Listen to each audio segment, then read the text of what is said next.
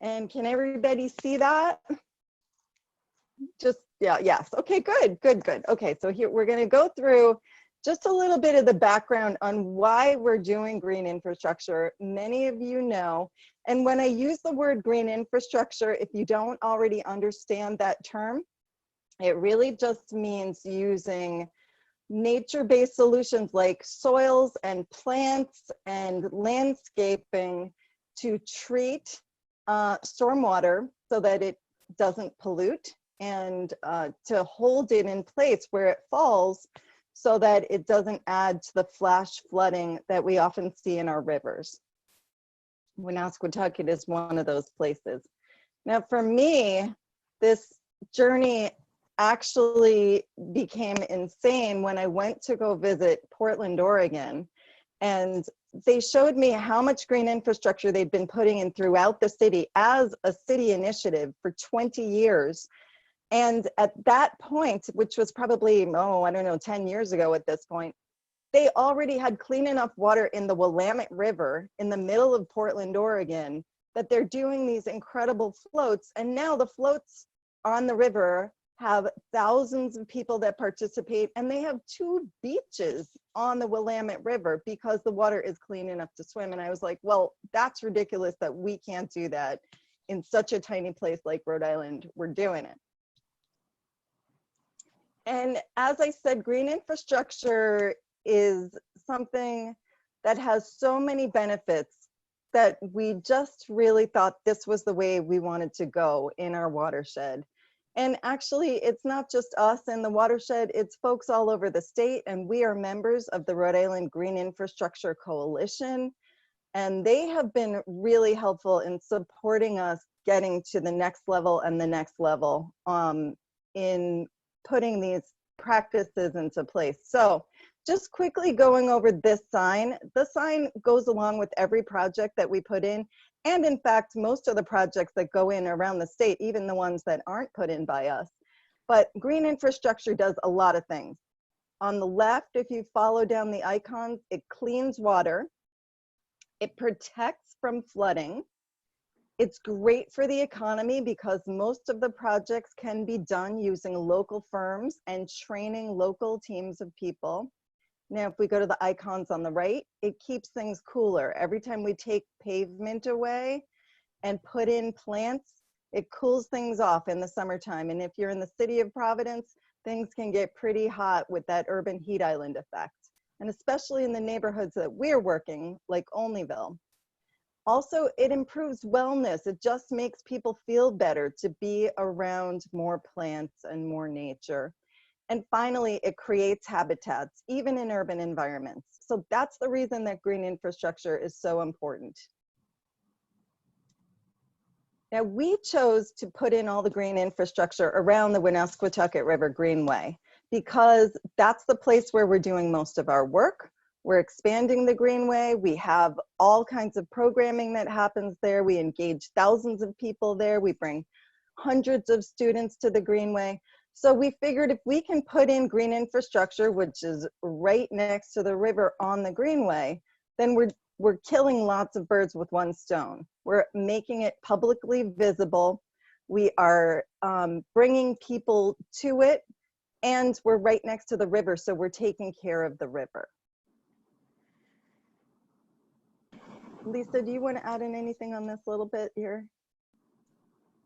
No, just again, that really it's greening the greenway. So that's, I think you're going into it next of really anything that's close to the greenway, there's really our focus area of adding green infrastructure.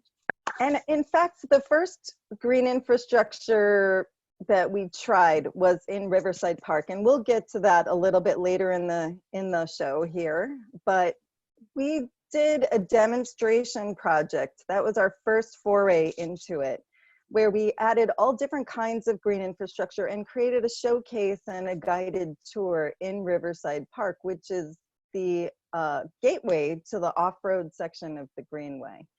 And if you're not familiar with the Woonasquatucket Greenway, it goes from the far right at Providence Place Mall to the far left, Lyman Avenue in Johnston. And including all the spurs, it's about 7 miles of both on-road and off-road path. And our goal is to make it mostly off-road or separated from cars. Alicia, use your pointer. Oh, indeed. Here's Providence Place. Whoop, here's Providence Place right there. And there's Lyman Avenue in Johnston. The weird thing is forwarding and reversing. Okay, here we go. Okay, so then the first big break that we got on creating a really hardcore heavy duty green infrastructure project was in a private public partnership that we formed with the Rhode Island Department of Transportation in their stormwater office. And this little Venn diagram kind of shows you how this pilot project worked. And I'm going to show you pictures of the pilot project. We'll get into the details, but we chose a site in the middle of Olneyville Square that we're going to put in green infrastructure. Our job was to build the relationship with the property owner. And at that time, the parking lot owner was Citizens Bank. Lisa met with the folks at Citizens Bank and said, hey, would you mind if we put in some green infrastructure in your parking lot, took up a little bit of pavement, created a walkway, made the place look great, and didn't remove many of your parking spaces? And what are they going to say? Of course they were happy to do that. And yes, we're going to put it $300,000 worth of improvement on your property. Okay, that was step one. Step two is we needed to get some funding for it. So we wrote a grant to the Bay Watershed Restoration Fund, which is a state bond fund. And we got the grant, and then the Department of Transportation came in as a partner to leverage additional funds, and they have become our long-term partner in building green infrastructure because what they need is stormwater credit, and we can help them get it by doing projects together. So they come in, they add their funds, they also give us the feasibility and design capabilities because they have an on-call engineering team that we can use for our projects. So that is huge for us because we don't have that ourselves. And the property owner just needs to give us rights to the property. Now, the final piece of this equation is we made a partnership also with the Rhode Island Infrastructure Bank, because that way we could have a bridge loan to pay for any of the construction of these projects without having to bankroll the projects. So here we go. We've built a partnership, leveraged funds. We've secured a loan from the infrastructure bank. We created a landscape construction and maintenance. This is part of our, this is our crew. We're doing that. Department of Transportation, they get the stormwater credits. They create a charter with us, so we have an agreement for the project. We create a project agreement with the property owner, and everybody gets an easement to work on the property, and then we create the project. So now here's what it really looks like in action. I'm just gonna skip this one. All right, here's the lot. Citizens Bank, 90% impervious, drains directly to the Woonasquatucket River. 0.71 acres, 42 parking spaces, and here's some catch basins. This is what it looks like beforehand. This was up till April last year. Here's the plan that DOT paid Fuss and O'Neill, who was their on-call consulting engineer, to design for us. So we've taken out pavement along this edge of the parking lot, and we've built a walkway between Olneyville Square and San Souci Drive, which is going to be a new section of bike path that you'll see in a moment. And we have some bioretention areas here that hold and store stormwater and clean it before it drains to the river. In the before picture, the water drained directly to the river, no interception. So here's what the finished project looks like. The bioretention cells are there. Here's the 2 cells. And as I said, it's soils and vegetation, but it does have a little bit of a complex under drain system. I'm not going to go into the details of the project. That's not the point today, but it is to say that this is an engineered structure to some degree. And this is an actual picture of the project from a drone. And here you can see our river rangers planting some of the plants for the walkway of the project. And here's one of the bioretention cells. And we've restriped the parking lot so they don't have any loss of parking spaces. I think they lost 1 parking space.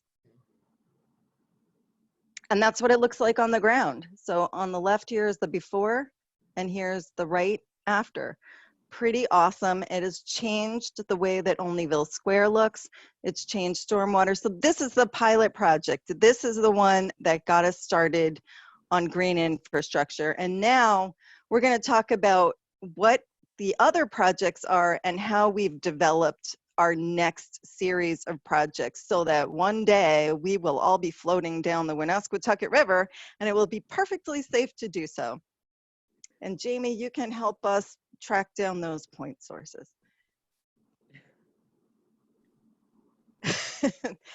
Okay, I know you can't read this easily, but Lisa and me and our project team with the Department of Transportation looked at an entire section along the Woonasquatucket Greenway. And we located sites where we thought we could do similar projects to this and created a prioritization system. So a project will get points for drainage system. If it drains from a parking lot or a street directly to the river, it gets higher points. The most it can get in that category is 25. If it's visible and connected to the greenway, it can get up to 20 points. If we have matching funds for it, can get up to 5 points. If we already have a partnership, we can get up to 10 points.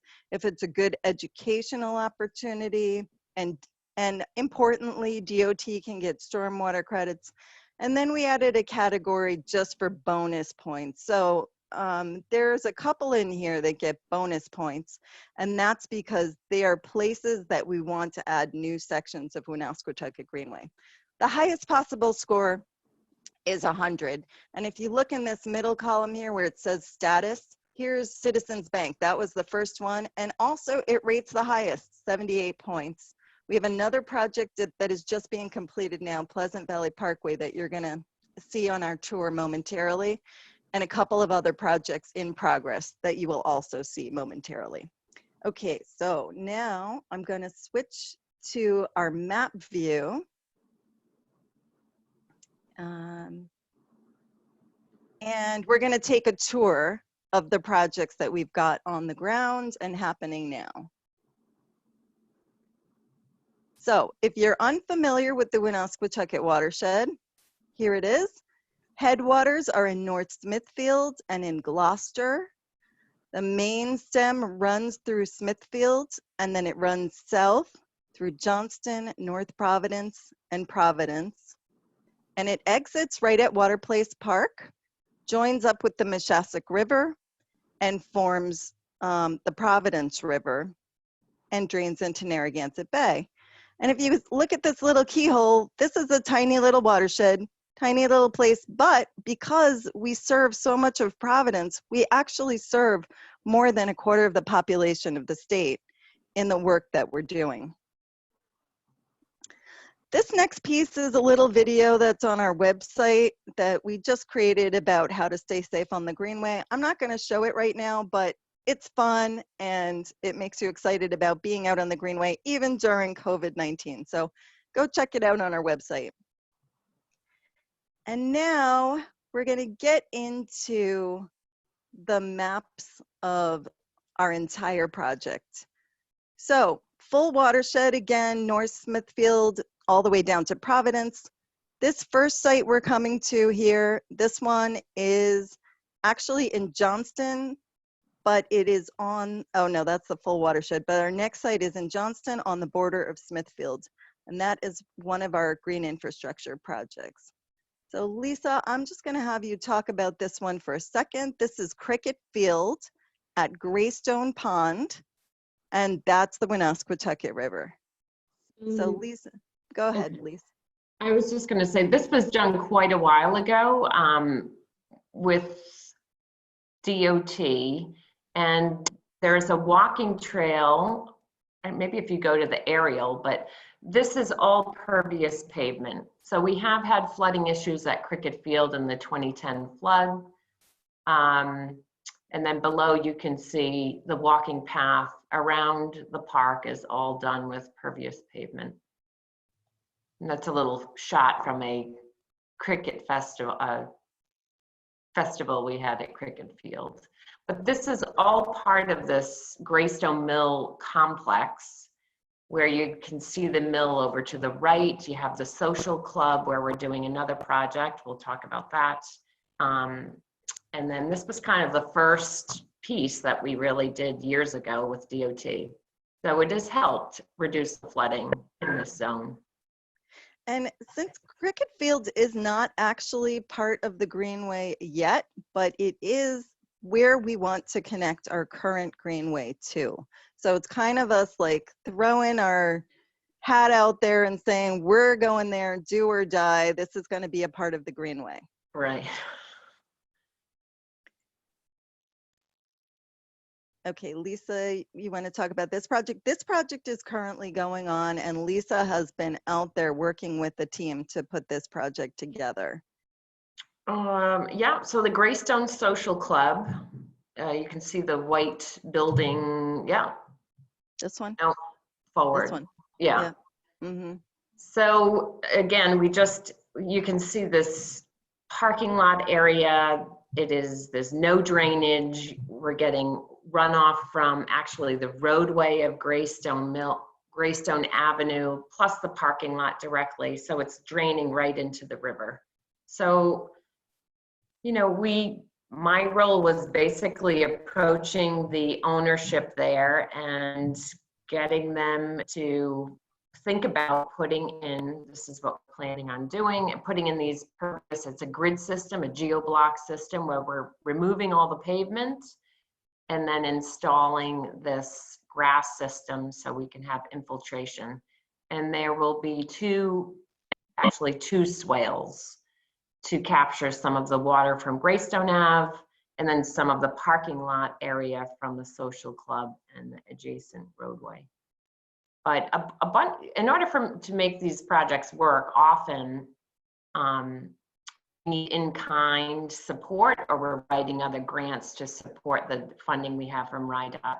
So this, a lot of the members of the club, you know, someone owned a backhoe and someone owns some material spots. So they are really throwing in at least $40,000 worth of in-kind donation to help make this project fly. So it's in construction. We are on hold, dare I mention, because we found some waterworks from the old mill site from the 1800s up by the street. So the project was stopped. There will be an archaeologist on site coming forward. So we could probably also do another entire presentation on lessons learned, but we're not going to do the full lessons learned today. But you know, as we're going along, we're learning a lot of things as we go. All right, so now we're going to move downstream. And here we are in North Providence. So this is North Providence. Here is Allendale Pond right there. And this is the river.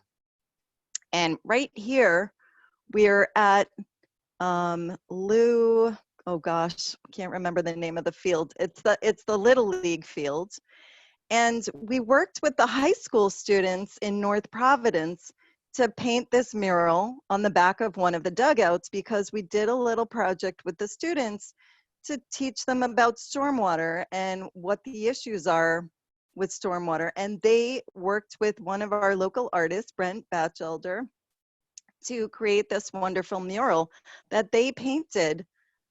They also painted storm drain murals to help people understand what the issues are with stormwater and why it's important to treat it before it goes into the river. So here's Brent, and here's a whole crew of high school students and families and all kinds of folks painting that mural.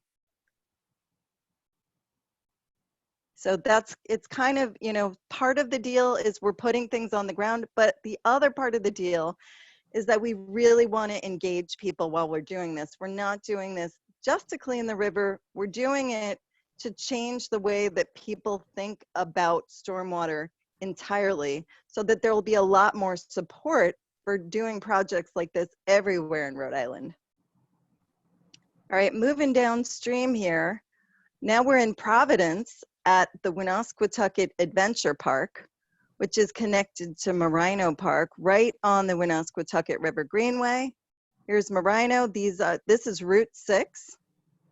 And these fields are probably the most used soccer fields in the city of Providence. And then connected to it is a new area that just opened last year called the Woonasquatucket Adventure Park. And Lisa's been working on that one. But in addition to the adventure park here, there's a parking lot that is parking for the adventure park. It's right up here, right, Lisa? Yeah, can you zoom? Yeah, let me see if I can. Let me see how far I can get. So Yeah. So this is the parking lot. Yep. So this was a opportunity. This was a privately owned lot, but we were able to work with the city, work with the private owner to have negotiate a lease for this parking area that now is the parking area for the adventure park and the bike path. So it was a real win-win for everyone. And also it was an area that was getting a ton of erosion happening in that lot. And also, so right where you're pointing, part of the design includes a lot of green infrastructure throughout the park. So it was an insane, amazing miracle working with DEM, a great team. And we were able to build this adventure park in a floodplain, in a former brownfield site. And then as part of this design, it includes a lot of green infrastructure as well. And second phase, again, the Parks Department has been amazing. We're working with them on the second phase of this park, which will include even more green infrastructure. So it's a great asset in the neighborhood. So if you all have questions about any of the things that we're showing, or you want more detail, just put that in the chat and we can come back to it later. But for now, we're just going to kind of take you through the tour. So moving on, I'm going to zoom out here. Here is the adventure park. Then you cross Route 6 on the footbridge, and you get down here to Riverside Park. And as I said in the beginning, Riverside Park was our first area of kind of testing out some different types of green infrastructure. And we made it a showcase that people could actually take tours of and see different types of green infrastructure so they would understand what it was. So first thing here is a bioswale. I'll just make this picture a little bit bigger for a second. But when we look down in Riverside Park, this bioswale runs all the way from this corner here, all around the park, and it captures stormwater that comes down this hill, off of this street over here, and directs it back to the river without flooding the park. The park definitely has been flooded before, and the bioswale helps to direct that flooding and keep it off of the park areas. So bioswale was one of the things that we put in there, but then we also put in a green roof on our Red Shed bike shop. So Red Shed bike shop is made up of 2 shipping containers, and we run bike camp out of the Red Shed. So here's our campers talking to Donnie, our program director. And we've got 2 shipping containers covered with this green roof. The green roof, not only does it look cool, it actually truly is cool. The red shed was a very hot place before we added the green roof here. But the green roof is also just a great way to capture stormwater. Although it is kind of an expensive way to capture stormwater, it is a really cool way to do it. And the roof kind of takes care of itself once it's established. We do also have, I'll just add to that, we do also have 2 other green roofs just further up the park on our tool containers. So same situation, we keep a lot of paint in there and it really does help reduce the, right reduce here. the heat for the. These are Ranger shipping containers. And then, as I said before, everywhere we put in green infrastructure, we also put in these types of signs. So these signs are all over the park that talk about the different structures that are in the park and how they work and what they do. Now, some new projects that we've got going on. If we move a little bit further down here, the Greenway is off-road here, but then it goes on-road for a little stretch on Aleppo Street and then on to Manton Avenue. And then we're going to connect it to the Sans Souci Bikeway, which is down here. And again, here's the Citizens Bank project. That was our pilot project we talked about in the beginning. But here's a spot that's a lot of blacktop at Atlantic Mills. You probably have seen it before if you've been on Manton Ave.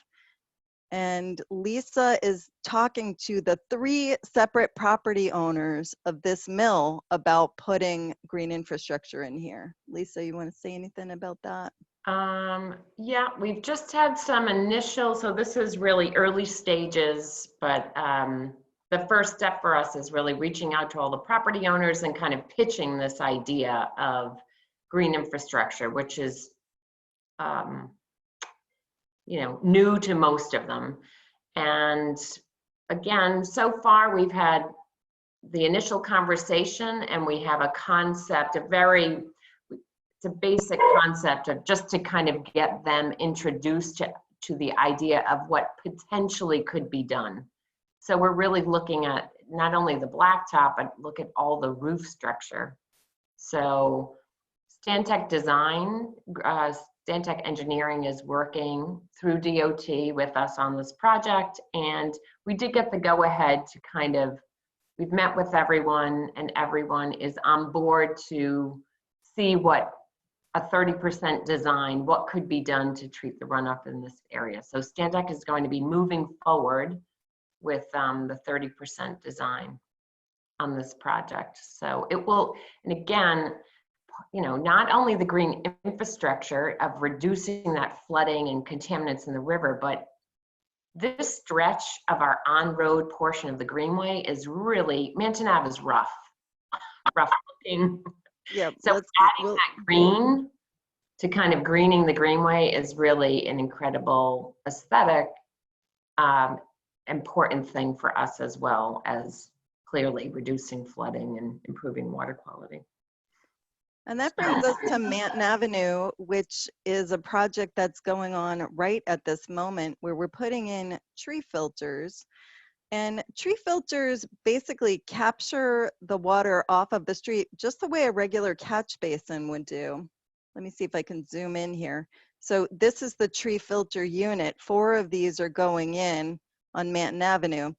And in this hole here is where a tree gets planted, and there's soil and, special type of stormwater media that takes out pollutants and allows the water to flow through and get cleaned as it waters a tree that's going to be planted right here. And I don't know, Lisa, I think that planting is like this week, right? So this is just like 2 weeks ago. And this project is almost done. There's 4 of these units going in right on Manton Avenue. 4 units, and then we're also just cutting out some of the sidewalk pavement. You can see the small strips and adding vegetation on the side, again, just to kind of green up a very urban, there's a lack of vegetation on the stretch. So whatever we can do to green it, we're doing it. So this area here also is the catch basin, and I'm sorry the slide is sideways. We didn't quite figure this one out.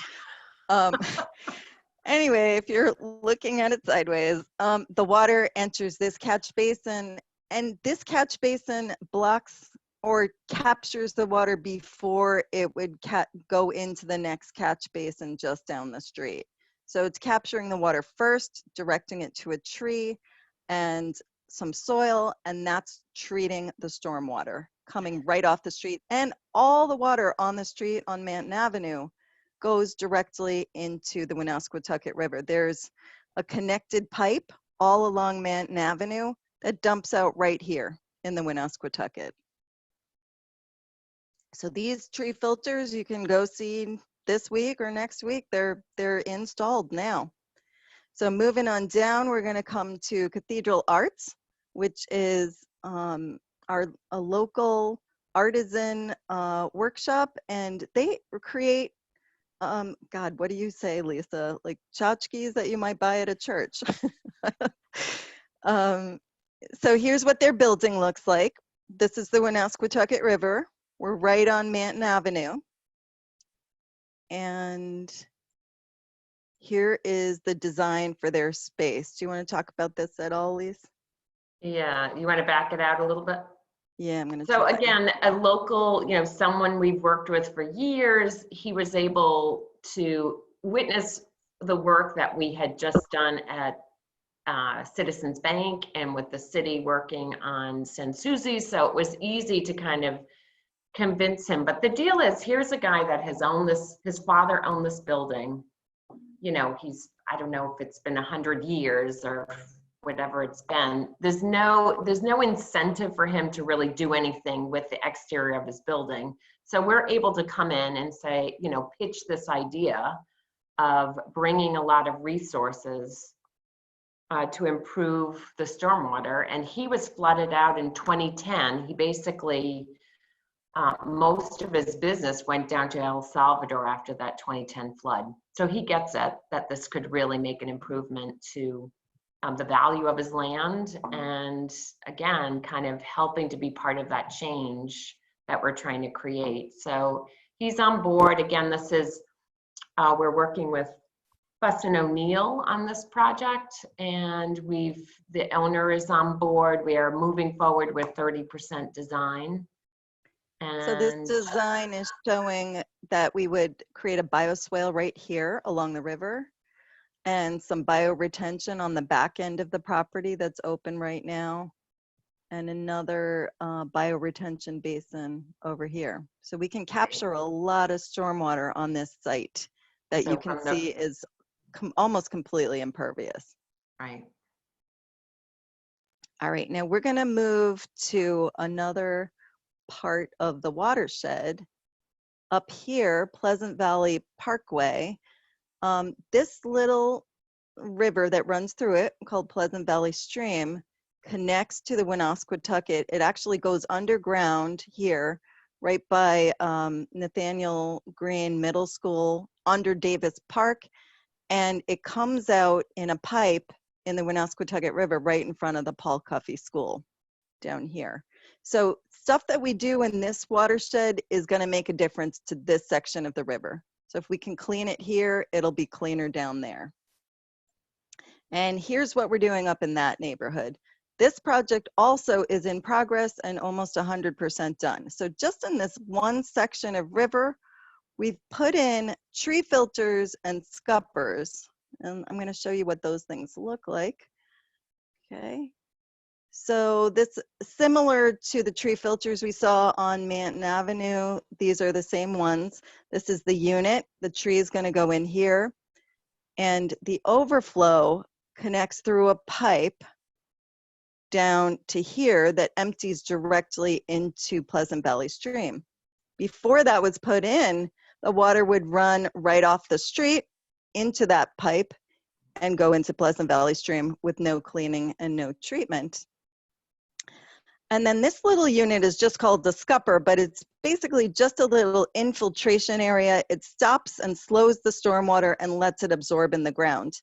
We would have put a tree filter here, but we are so close to the grade of the groundwater here that we didn't have room for the unit.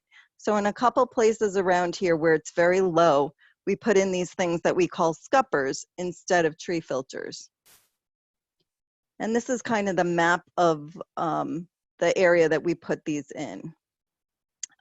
We've got tree filter, tree filter, tree filter, tree filter, scupper, scupper, scupper. So that's happening right now. And that project is due to be done by the end of this month also. In addition to working directly on Pleasant Valley Stream, we did a really big pilot homeowner engagement project where we retrofitted 16 homes, obviously with agreement from the homeowners, to make their properties more stormwater friendly. So we called this the Pleasant Valley Stream Friendly Home Program. And in this picture, we did rain barrels, we did permeable pavers, and in this case, this stream friendly home sign shows they got the permeable pavers, the rain barrel, and a rain box, which is like a rain garden that is above ground. And you can see they look absolutely gorgeous. And so 16 homes in this watershed in the area started to become more stream friendly, and we're looking to expand that program.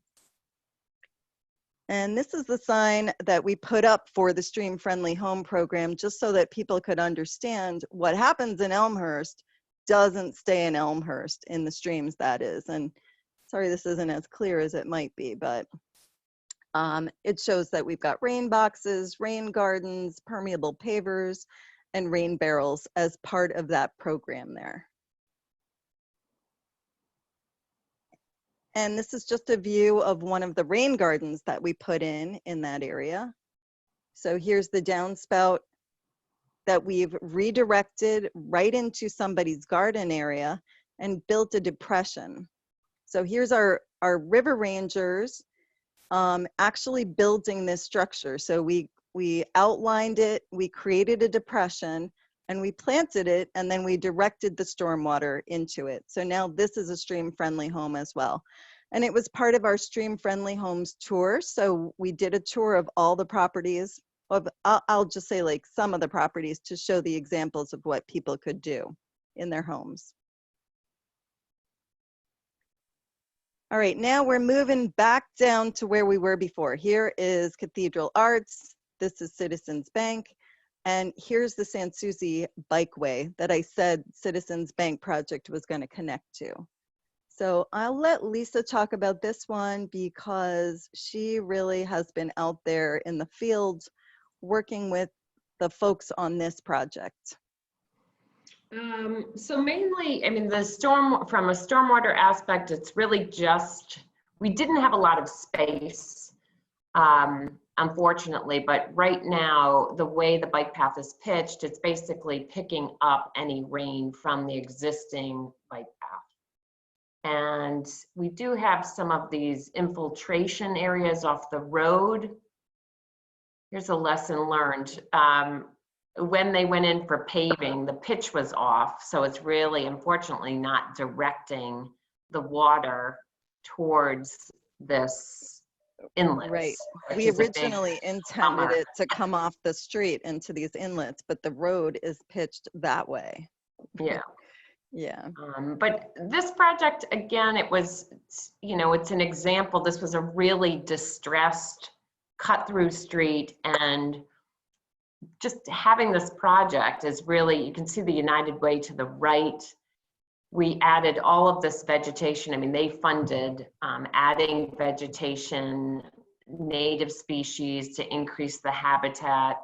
On the left, we can't really see it, but that was Bank of America. They had an old chain link fence, and you know, I'm able to really reach out to the adjacent property owners to talk about what we're doing and then really try to get their buy-in to make improvements. Bank of America added, you know, they took out their chain link fence, and I was able to get a fence company in there to do a nice wooden guardrail that mimics the guardrail that we have installed on Sans Souci. So again, we're just continuing to make these positive improvements.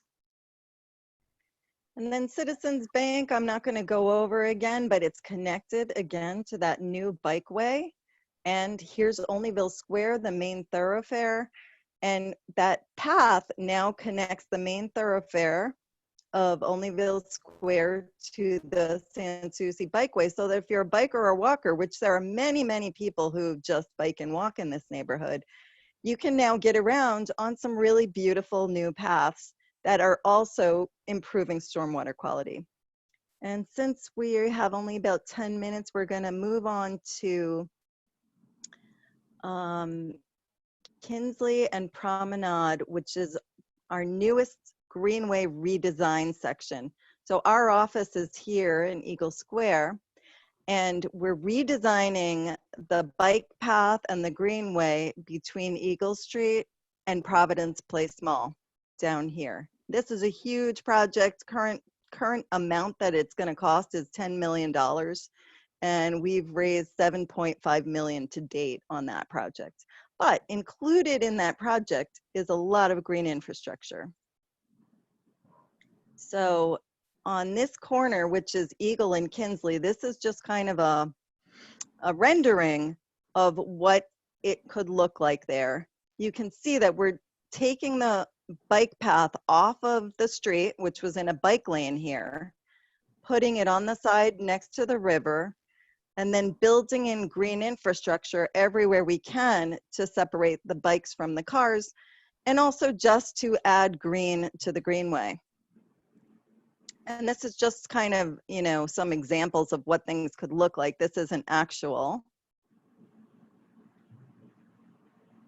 But this is our plan for what green infrastructure could go in to date. And if you want to know a lot more about this project, we have a public meeting coming up next week. And Lisa, I don't know if you can put it in the chat box, but if you could put the date of that meeting in there. I think it's, what is it, May 28th? May 28th, and it's another Zoom meeting, but we're going to go over in detail what's happening on this project at that time. So here's the Eagle Square. I can email everybody part afterward. of it. Okay. Okay. And the green infrastructure continues all along where we're going to be moving the bike path off the road and creating separation between cars. So it continues for the whole project. And I want to also point out that the Farm Fresh Food Hub is under construction, under great guns right now. It's happening really quickly. Right at the corner of Sims Avenue and Kinsley. This is where the new bikeway is going to be. Here's the river. And we're going to actually install all of the green infrastructure that is going to take 100% of the stormwater coming off of this property and hold it and clean it before it goes into the river. So Farm Fresh is being a great partner with us, and we have funding from the Southeast New England program to work with them on that project. So there's going to be a ton of green added between Eagle Square and downtown. So that's kind of the big overview. So I think we can take questions now if folks have thoughts or things that they want to get more info on or comment. Alicia, there was a question from Susan Johnston asking us to say a little bit more about what the 1800s waterwork consists of in the archaeological dig. And it might be nice to share like a tiny bit about the history of that property too. Okay, so I'll go back up to to Greystone, and Lisa, that's you. Yikes. You know, I don't have a ton of information. I do know there was the original mill, and I don't have the dates. It was from the 1800s. Let's see. I really don't have a ton of information, hence us moving forward without really realizing that this was a spot that we should be concerned about. But where the 3 is, if you sort of where the swales would be going, that actually was an area where there was the original mill. So we haven't found any, in the digging in the swale, what we found is foundation, you know, stones from a foundation. And that was kind of a trigger of like, whoa, there was potentially a mill building here. So that kind of slowed us down. And that's when we were realizing, oh my God, this is a major historic site that we need to deal with.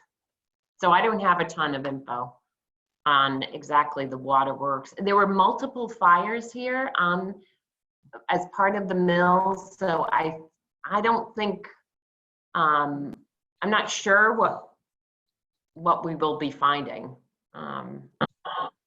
So Susan, I don't have a lot of good info for you. Were there any other questions, Jill? Jill, you're I don't see any other questions, but I have a question, which is going back to the original sort of vision of swimming and using the river as a place where we could actually have fun in. Where on the river do you imagine us doing that? Do you have like well, I'm going to zoom out spot? Well, wait, before you go, I just want to point, one of the things I do know, the Ben Moore Company at that cricket field site. So that was the mill, existing mill that we see today that's converted to condos. The original owners, they would import all of their folks from England, and they created the social club and the cricket field because their philosophy was like a happy worker was a good worker. And with that social club, they used to have, when you're talking about swimming, these amazing like canoe races, diving competitions. They would have all these festivals right at that pond at Cricket Field. So I keep saying to the guys at the Greystone Social Club, they used to have an annual canoe event. And once we get this project completed, we were saying we should bring back the canoe event and do a nice run of the river. No something yet, but one day.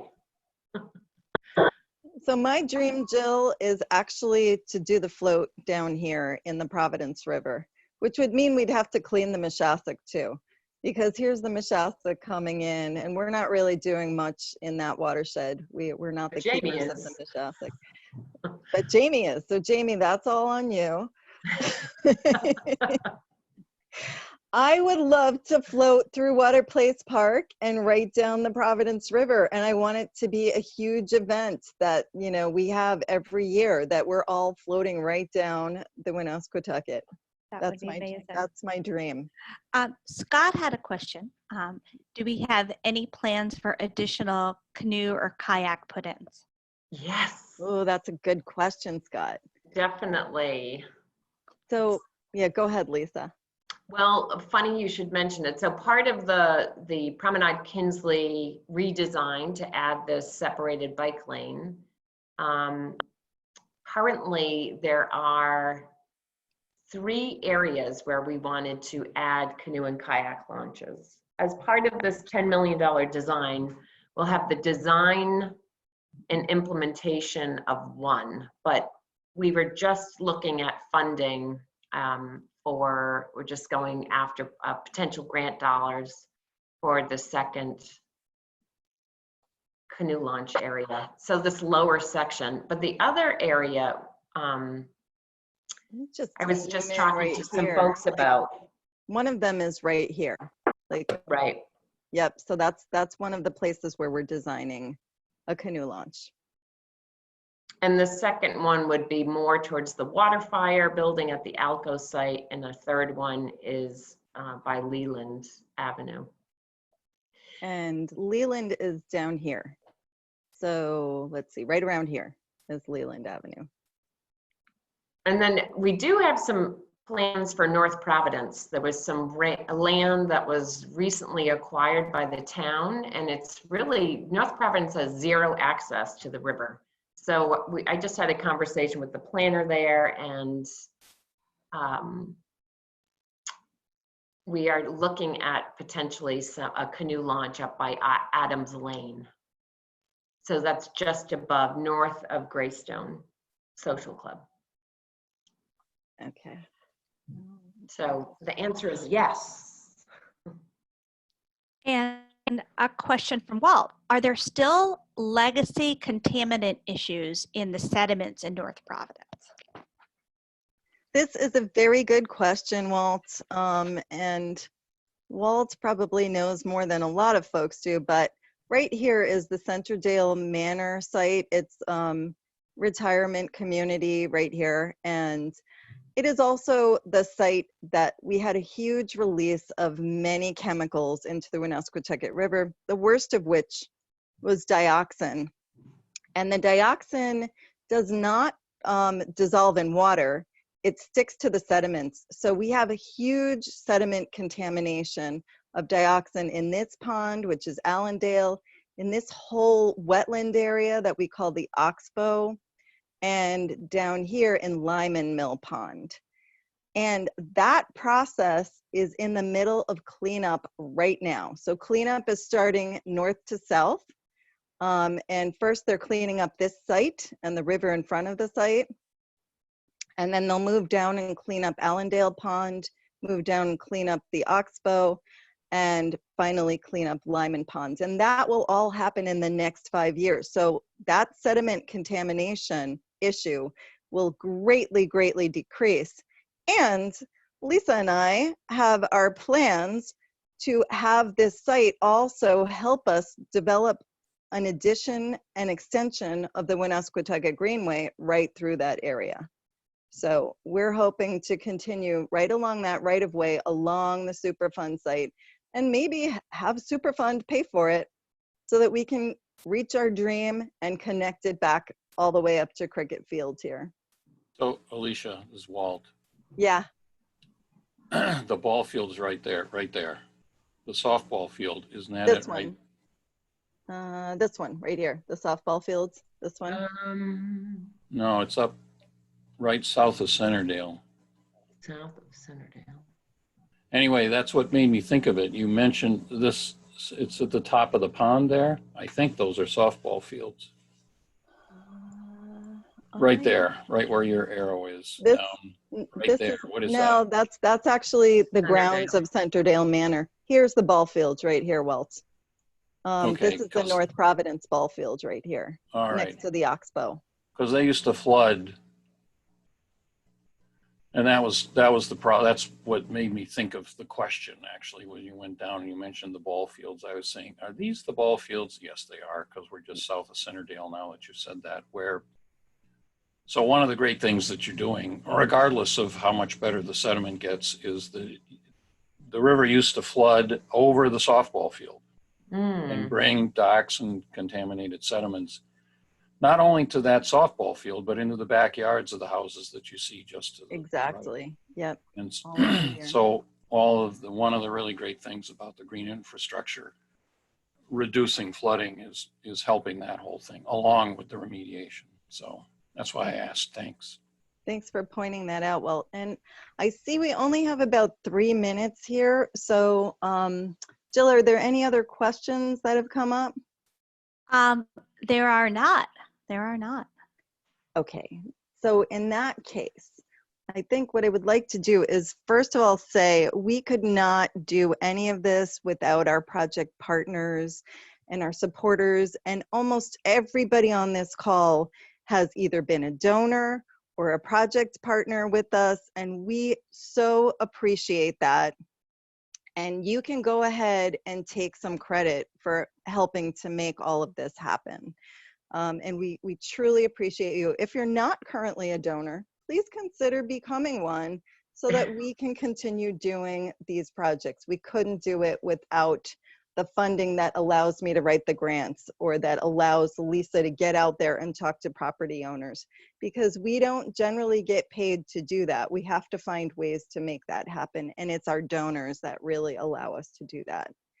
So we appreciate you. We appreciate you coming to our chat today, and we hope you have a great rest of your day.